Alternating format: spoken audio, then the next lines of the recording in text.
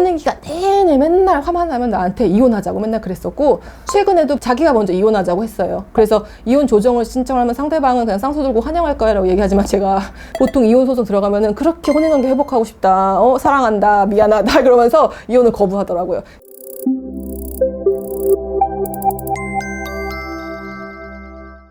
안녕하세요. 이혼 전문 박은주 변호사입니다. 오늘은요, 이혼 조정 신청이 과연 능사인가에 대한 설명을 해드릴까 하는데요.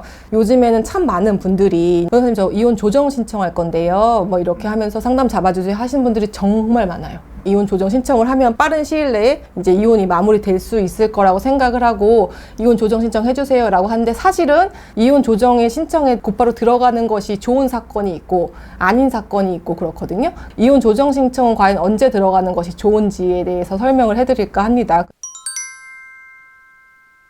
원칙적으로는 이혼 소송이라는 절차를 처음부터 밟던지 아니면 이혼 조정 신청을 하던지 둘 중에 하나라고 많이 설명을 하고 있고, 그것이 마치 두 개가 별개의 절차인 것처럼 설명을 하고 또 그렇게 이해하시는 분들이 참 많은데요. 사실은 이혼 조정 신청이라는 건 이혼 소송의 일부예요.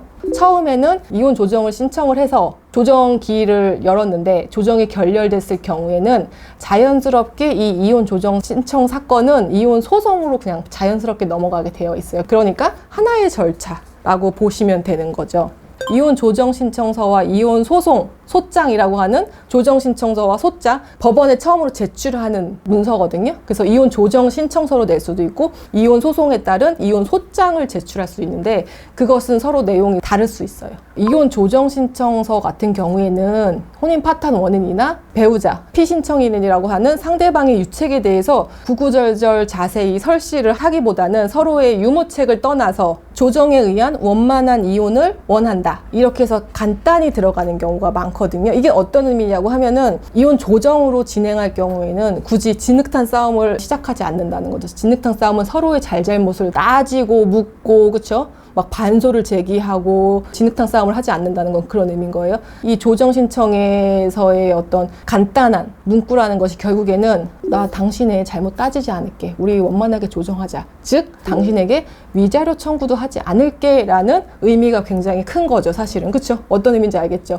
다만 이런 건 있어요. 너무 심한 폭행이라든지 아니면 외도에 대한 명백한 증거가 있을 경우에, 그래서 배우자도 자신의 위자료 책임에 대해서는 크게 다투지 않고 지급의 의사가 있는 걸로 예상되는 경우에는 위자료 청구도 같이 들어가는 경우가 많고, 그럴 때 조정에도 상대방이 오케이 위자료 얼마 지급하겠습니다 라고 아주 젠틀하게 나오는 경우도 많습니다. 이혼 소송의 소장은 그렇지 않죠. 일단 기본적으로 뭐 20장 30장 돼요. 그렇죠? 어떤 상대방의 유책이라고 할 수 있는 것을 세세히 낱낱하게 막 다 적어. 그래서 상대방이 분노를 유발하는 두꺼운 소장을 작성을 해서 이제 시작하는 게 이혼 소장이죠. 그래서 이혼 조정 신청과 이혼 소장은 다른 경우가 되게 많아요. 그러면 이제 상대방도 사실은 이혼 소장을 보면 화가 나죠. 그럼 또 반소를 제기하죠. 소장으로 20장을 제기했으면 상대방 반소로 40장을 제기를 해요. 너의 유책을 밝히겠다 하면서 진흙탕 싸움의 시작입니다. 그렇죠? 그래서 이런 것들이 조금 피로하죠. 피로가 쌓이죠. 예. 그래서 그런 것들의 서면 공방이 소송 내내 이루어질 수 있는 게 이제 이혼 소장의 약간 힘든 점이라고 할 수 있습니다. 이혼 조정 신청을 했을 때와 이혼 소송을 했을 때의 두 번째 차이점은, 법원에서 처음으로 만나는 날 있잖아요. 이거를 바로 조정기일로 진행을 하느냐 그렇지 않느냐의 차이일 수 있어요. 말 그대로 이혼 조정 신청서를 제출했으면은 첫 번째 법원에서 만나는 길이 거의 무조건 조정기일로 잡히게 되어 있어요. 조정을 한번 진행을 해보자, 이런 취지이고요. 이혼 소송인 경우에는 법원에서 만나는 첫 기일을 판사가 보고 그래도 조정을 먼저 해보는 게 좋지 않을까, 그래서 첫 기일을 조정 기일로 잡을 수도 있고 재판 기일로 잡을 수 있어요. 이건 완벽하게 판사 마음. 이런 기준은 좀 있어요. 예를 들어서 아이가 아예 없거나 아니면 아이들이 이미 성년이 돼서 양육권 분쟁이 없는 것으로 보이는 소송 같은 경우에는 이게 이혼 소장으로 들어왔다고 하더라도 판사가 한번 얘기를 한번 해봅시다라고 해서 조정 기일을 잡은 경우가 되게 많아요. 아이가 없는 신혼이혼이나 아니면 황혼이혼 같은 경우에는 첫 번째 기일을 조정 기일로 잡아줄 수 있다. 요즘에 보면은요, 서울하고요, 수도권 가정법원 같은 경우에는 이혼 소송으로 진행을 해도 첫 기일을 조정 기일로 잡는 사건들이 굉장히 많아요.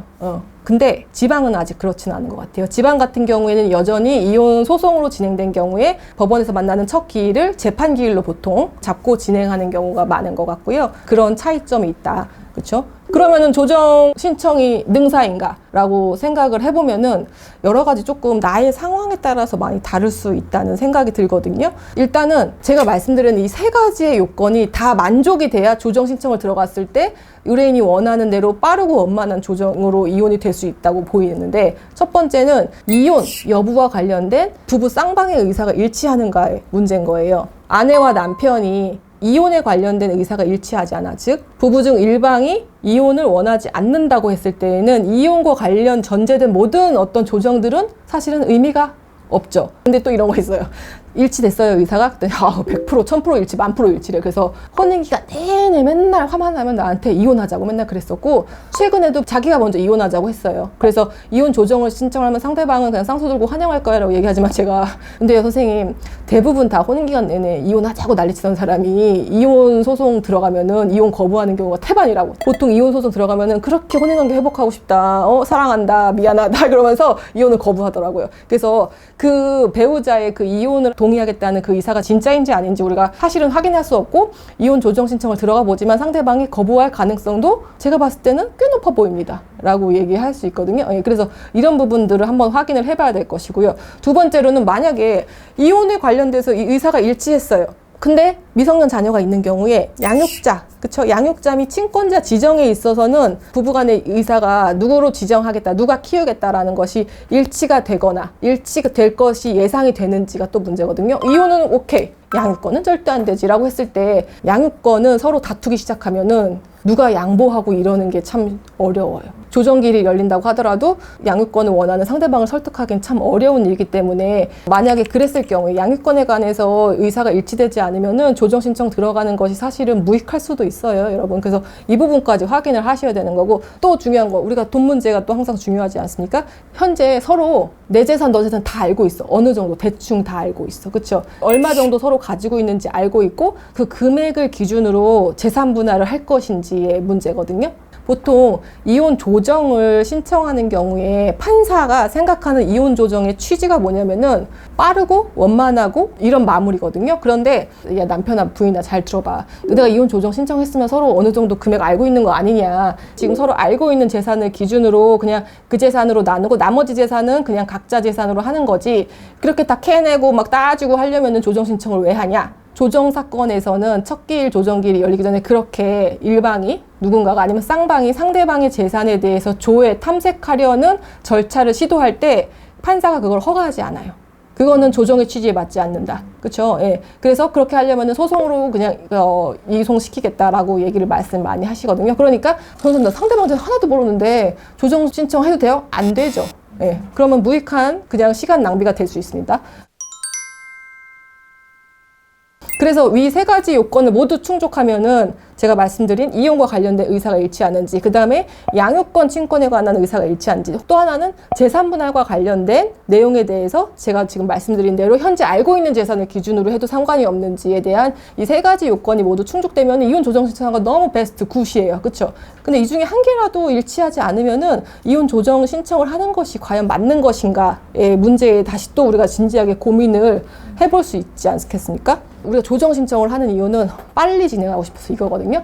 이혼 조정 신청을 했을 때랑 그 다음에 이혼 소송을 진행을 했을 때랑 법원에서 만나는 첫 기일이 있잖아요. 조정 신청을 했을 때가 더 빨리 잡히긴 해요. 통계적으로 봤을 때. 그래서 조정기일도 빨리 잡히기 때문에 조정 신청을 해서 나 빨리빨리 진행하고 싶어요 라고 해서 했는데, 얘기를 해봤는데 내가 말한 이 세 가지가 하나도 일치하는 게 하나도 없어. 그래서 두 번째 조정기일을 잡을 필요도 없이 이거는 바로 그냥 소송으로 넘어갈 사건이 된 거죠. 그랬을 경우 여러분, 이혼 조정서를 제출을 하고 그 다음에 상대방의 답변을 기다리고 이혼 첫 번째의 조정기일이 잡힐 때까지 그 시간이 그래도 꽤 뭐 2, 3개월 이상 걸리는데, 그 시간이 다 소용이 없어지고 시간 낭비만 한 거예요. 조정이 결렬되면 이혼 소송으로 아예 재판부가 바뀌어요. 조정 신청서를 들어갔을 때는 조정 전담부에 사건이 배당이 되고, 이 조정이 결렬됐을 때는 이혼소송 재판부로 넘어가면서 사건 번호 자체도 달라져요. 아주 새롭게 시작하는 절차입니다. 그러면은 앞에 이 모든 절차가 사실은 시간 낭비죠. 그래서 이혼 조정이 결렬되고 나서 새롭게 이혼 소송의 변론기일이 다시 열릴 때까지는 꽤 많이 걸려요. 사실은 시간이. 내가 의도했던 바와 전혀 다르게 오히려 더 오래 소송이 지체될 수 있다는 거예요. 그럼에도 불구하고 조정 신청이라는 것이 의미 있는 이유는 제가 예전 영상에서 한번 설명을 드렸는데, 조정이 결렬돼서 소송으로 넘어가더라도 첫 번째 조정기일에서 우리가 되게 의미 있는 어떤 결정들을 받을 수 있는 게, 그것이 바로 임시 처분과 관련된 결정들. 예를 들어서 가장 중요한 임시 양육자 지정, 임시 양육비 결정, 그 다음에 임시 면접 교섭 사항에 관한 그런 결정들을 빨리 내릴 수 있어요. 첫 번째의 조정기일에서 이혼과 관련된 내용은 하나도 조율이 안 됐지만, 그럼에도 불구하고 이 이혼 소송 중간에 아이들 관련해서 좀 안정된 상황이 돼야 되기 때문에 임시양육자 지정 같은 게 첫 번째 조정기일에서 뭔가 얘기가 되고 판사가 그걸 직권으로 내리거나 그 전에 신청을 해서 그 부분에 대해서는 적어도 빠르게 받을 수 있기 때문에 이혼 조정 신청이 아예 의미 없는 것은 아니에요. 그래서 오늘은 이혼 조정 신청이 능사인가에 대해서 제가 조금 여러 가지 설명을 드려봤는데, 나의 상황에 맞게 오히려 이혼 소송으로 가는 게 더 훨씬 효율적이고 훨씬 더 나을 수 있는 사건들이 있고, 아니면 한 번은 이혼 조정 신청을 해봐도 되겠다라고 할 수도 있고, 굉장히 가능성이 다양하기 때문에 한번 본인 상황에 맞게 잘 상담을 받아보시고 어떤 식으로 진행할지 살펴보시는 게 좋겠습니다. 오늘 영상이 유익하셨다면요, 구독과 좋아요 눌러주세요. 안녕.